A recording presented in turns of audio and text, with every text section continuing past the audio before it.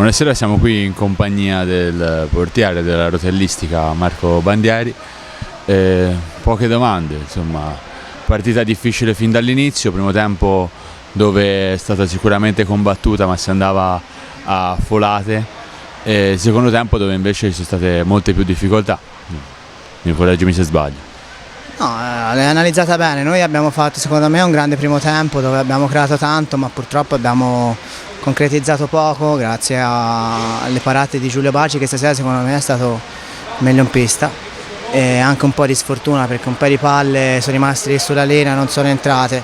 Il secondo tempo siamo entrati secondo me va bene, però gli episodi ci sono andati a sfavore. Il Forte dei Marmi è ripartito un contropiede, sono stati letali, noi no, quindi un bel bagno di umiltà, continuare a lavorare come stiamo facendo, siamo un bel gruppo, un passo falso durante una stagione ci sta.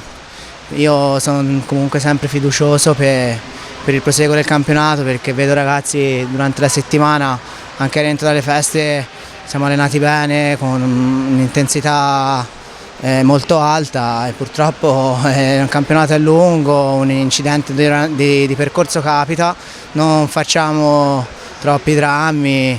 Io penso che la Rotellistica Camaiore, se continua con questa mentalità che stiamo avendo, diciamo, da inizio, si toglierà delle soddisfazioni, quindi io sono tranquillo, sereno, non vedo problemi, ecco, solo un incidente di percorso. Giustamente un incidente di percorso, come hai detto, perché finora solo vittorie in campionato. Va detto però che il Forte dei Marmi diventa ufficialmente la vostra bestia nera, sono 3 volte che l'avete trovati, 3 sconfitte. Ti sei dato, o vi siete dati, una spiegazione come mai soffrite così tanto questa squadra?